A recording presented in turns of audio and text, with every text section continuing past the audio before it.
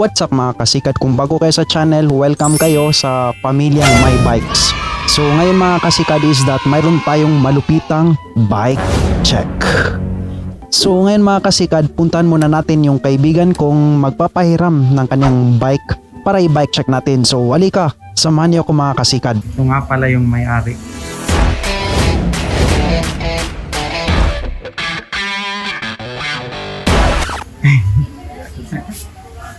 Okay, tol. So yun nga mga kasikad, pinuntahan natin yung kaibigan ko. So maraming salamat sa iyo tol sa pagpapahiram mo ng bike mo. At saka siguro bago lang yung nakita yung buhok ko, gupaw-paw ko. So yun nga, i-bike check na natin tong Telic Sport. So Telic Sport, malupitang intro. Is adore you all of the time. I'd like to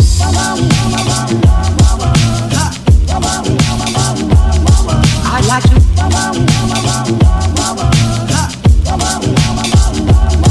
I'd like to love you every day. I'd like to love you, love you. I'd like to love you, love you. So ang model na ito mga kasikad is that Telic Sport 29er. So ito yung pinakamalaking tire na para sa MTB.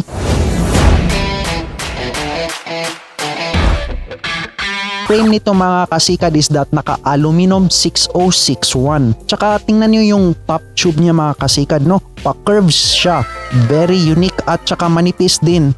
And double butted yung tube nito. So talagang very stiff yung build nito. So mas maganda if triple butted. Well, double butted okay lang naman yan. And mayroon siyang one bottle cage.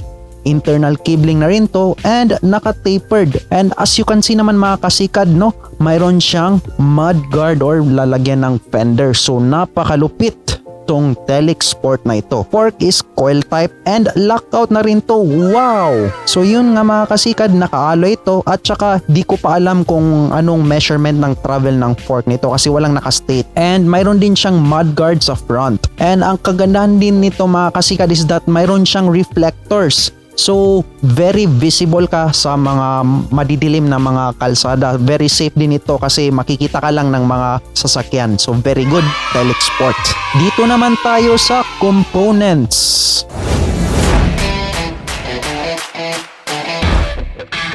Steer cup niya is Telic. So, really good. Tingnan nyo naman guys, yung pagka-paint job niya, yung pagka-geometry niya, ang ganda.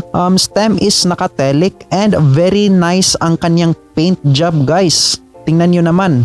And pa-race siya guys, so hindi siya masakit sa katawan. So kapag beginner ka pa lang, very good tong bike na to kasi hindi ka mahihirapan pag nag-long ride ka kasi naka-upright position ka, hindi ka naka-aggressive position. And ang saddle is Telic and super lambot niya po guys. So plus point to sa Telic saddle kasi nung tinry ko talaga, hinawakan ko very smooth talaga. So kala ko nga matigas kasi most of the budget bikes right ngayon, mga budget bikes ngayon is yung saddle nila parang very budget din rin, yung parang ang hindi malambot, so masakit sa puwitan. Ang seat tube naman niya guys is Telic and very nice kasi hindi ko ini-expect sa ganitong price na below 11k. Tapos mayroon pa siyang measurement, tsaka mayroon din siyang Telic Sport na nakasulat at very nice po yung pagka-paint job nito guys. Parang mamahalin. Akala ko nga wala, pero very good tong Telic Sport. Handlebar is Telic alloy siya guys and very nice din siya guys kasi naka-race yung geometry niya. So very upright yung position mo. Hindi ka talaga mahirapan kung baguhan ka pa lang sa pagbabike. So you can see naman guys yung hand grips niya, good na rin. And mayroon din siyang dalawang spacers sa kaniyang stem or sa kaniyang top tube. May reflectors na rin to guys sa kaniyang handlebar at sa kaniyang seat tube. So very good. Okay, dito naman tayo sa group set.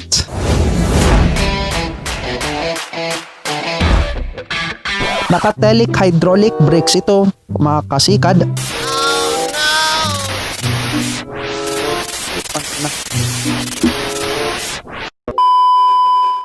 And dito na naman tayo guys sa kanyang group set.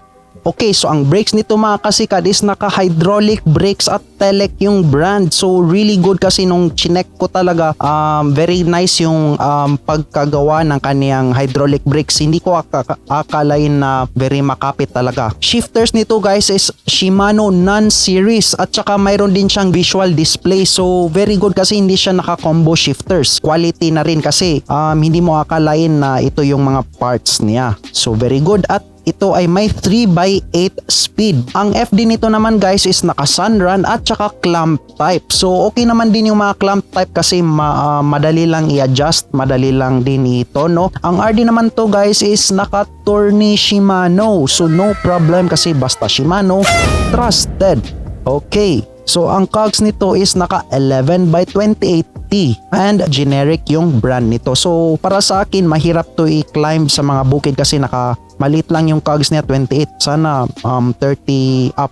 So okay lang naman din for daily commutes. Hubs is Telic and quick release. So ang ganda guys kasi naka quick release. So pag na-puncture ka, easy to remove your tires, easy to maintain your bike kasi no need tools. Kaso disadvantage lang nito is madaling manakaw kasi quick release, so quick din yung pagkawat or pagkanakaw nito. So kailangan i-park mo talaga kung saan mong trusted talaga na lugar. Ang chain naman nito guys is naka YBN and hindi siya naka missing link. So kailangan mo ng tools. Mas maganda if mayroon siyang missing link para cable wire okay na yan pang pa-remove. Kaso naka no missing link, so kailangan mo talaga ng tools. Ang crankset is Pro wheel alloy and naka-square taper na rin to guys. And yun nga guys, very good yung pagkagawa ng kaniyang crankset kasi as you can see, Pro wheel, well known naman yung mga brands na yan eh. Tapos, sad to say, hindi ko lang nabilang yung teeth niya kasi tinatamad talaga ako. Pedals is nako and plastic na rin to guys with reflectors. Ang kaganda nito guys is malapad yung pedals niya. Yes, very good sa mga beginners. Kaso lang, wala siyang yung parang may friction or mayroong grip, so parang masaslide yung chinelas mo, pero depende na yan sa rider's comfortability.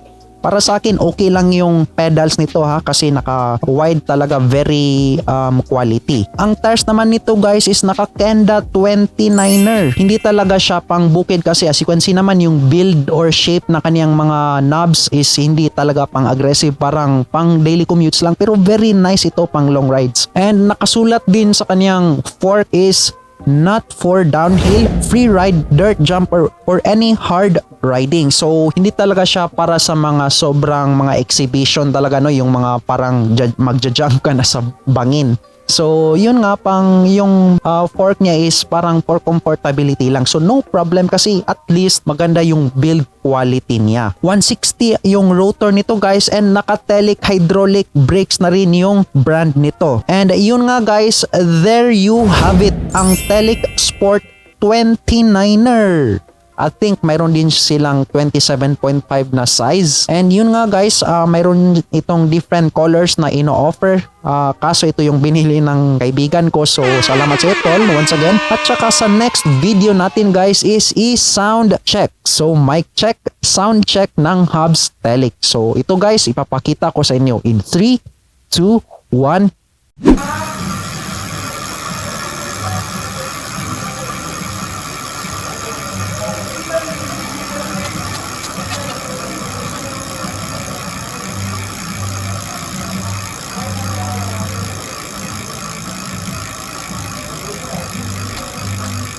And yun nga guys, yung Telic Hubs, hindi lang siya very loud pero okay na rin, smooth naman, no problem. Sa inyo, okay ba yung sound check ng Telic? Comment down below. At yun nga guys, dito ko na lang tatapusin yung video na to. So kita-kits na lang sa next video. And again, this is done, your Kapajak Bisdak. See you in the next video mga Kapajak. Takpan ko na.